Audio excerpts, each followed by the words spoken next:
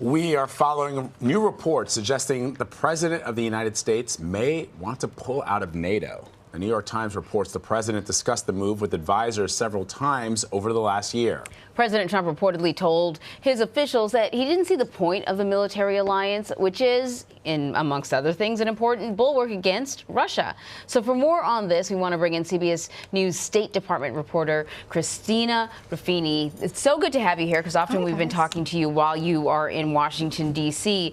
So let's talk a little bit about this report. I mean, the president talking about these alliances, thinking that they're not of value, that's nothing new. Right. How concerning is this report, though? Although he's never actually said anything on the record, right? That's right. It's all about, and you know what? We knew about these reports before, right? Going into the summit last year, we heard this, and everyone was a little nervous that he might get to Brussels and decide to pull out of the alliance because we kind of know how he feels about these group deals. Pulled out of the Iran deal, pulled out of the Paris Accord. He doesn't really like them, and he has a good track record. You know, he said in the campaign he didn't like these things, and for the most part, he's followed through with them.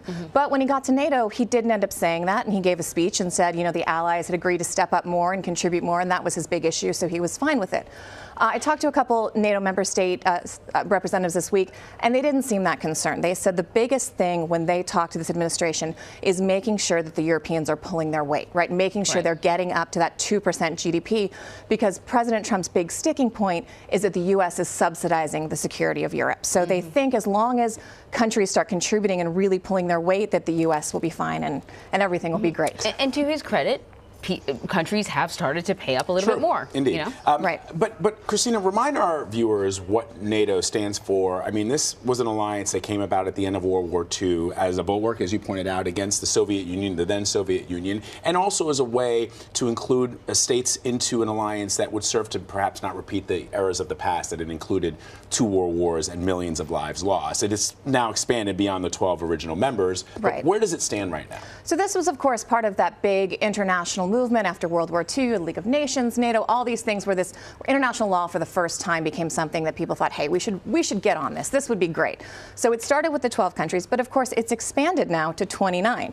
And its original purpose, the original Secretary General of NATO, who was a Brit, said my favorite quote, that NATO was meant to keep the Germans down, the Soviets out, and the U.S. in. So the Germans are up, the Soviets are Russians, and the U.S. is still in for now. But you know, the problem with these alliances, and we're kind of seeing this with the EU and Brexit, is the bigger they get, the more likely you are to have internal conflict. So as we've been talking about all week, there's this rift now between Turkey, which is a long-standing NATO ally. They joined in the 50s around the same time as Greece, and the U.S. over the Syria withdrawal and what to do about the Kurds. You know, the U.S. wants to make sure its Kurdish allies are protected on the battlefield, and Turkey considers a lot of those groups terrorists and said, you know, we're going to protect our national security.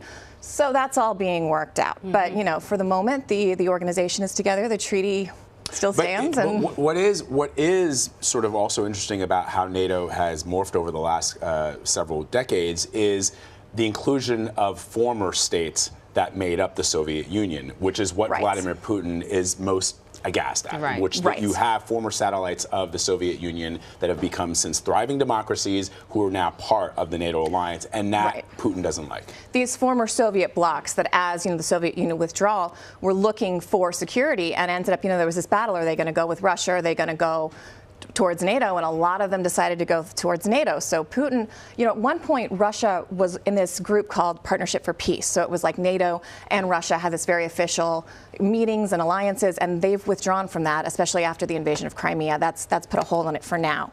So at one point through previous administrations in the early and mid-90s, there was even talk that Russia might join NATO. That's obviously so far from the case now, and Putin is not a huge fan of NATO.